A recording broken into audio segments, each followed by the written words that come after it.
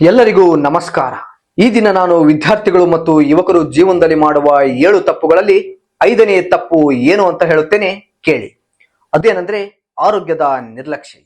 ಜೀವನದಲ್ಲಿ ಒಂದು ಮಾತು ಹೇಳುತ್ತೇನೆ, ನೆನಪಿಟ್ಕೊಳ್ಳಿ.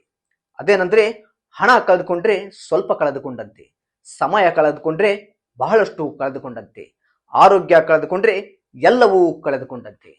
ಆದ್ದರಿಂದ ಸ್ನೇಹಿತರೆ, ಹೆಲ್ತ್ ಈಸ್ ವೆಲ್ತ್ ಅಂತಾರೆ. ಆರೋಗ್ಯನೇ ಮಹಾಭಾಗ್ಯ. ಅಬ್ದುಲ್ ಕಲಾಂ ಅವರು ಒಂದು ಮಾತು ಹೇಳ್ತಾರೆ, great dreams come from great health and peaceful mind ಅಂತ.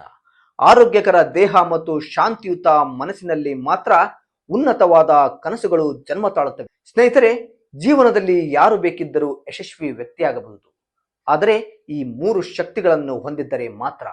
ಅವು ಯಾವುವಂದ್ರೆ ಮೆದುಳಿನ ಶಕ್ತಿ, ದೇಹದ ಶಕ್ತಿ, ಮನಸ್ಸಿನ ಶಕ್ತಿ. ಈ 3 ಶಕ್ತಿಗಳನ್ನು ಪಡೆಯಲು ನಾವು ತಪಸ್ಸು ಮಾಡಬೇಕಾಗಿಲ್ಲ. ಪ್ರತಿನಿತ್ಯ ಬೆಳಿಗ್ಗೆ ಎದ್ದು ಅರ್ಧ ಗಂಟೆ ಮೊಬೈಲ್ನ ಪಕ್ಕಕ್ಕಿಟ್ಟು ವಾಕಿಂಗ್, ರನ್ನಿಂಗ್, ಯೋಗ, ಧ್ಯಾನ ಇಲ್ಲವೇ ಜಿಮ್ ಮಾಡಿದರೆ ಸಾಕು.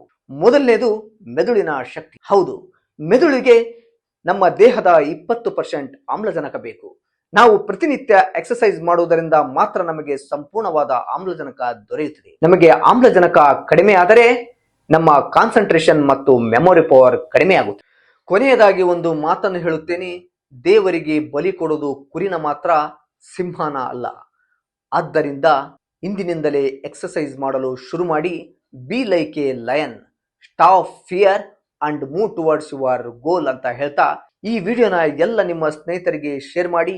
ಇದೇ ತರ ವಿಡಿಯೋಗಾಗಿ ನನ್ನನ್ನು ಸಬ್ಸ್ಕ್ರೈಬ್ ಮಾಡಿ. ಮುಂದಿನ ವಿಡಿಯೋದಲ್ಲಿ 6ನೇ ತಪ್ಪಿನ ಬಗ್ಗೆ ಹೇಳುತ್ತೇನೆ. ಜೈ ಹಿಂದ್, ಜೈ ಕರ್ನಾಟಕ.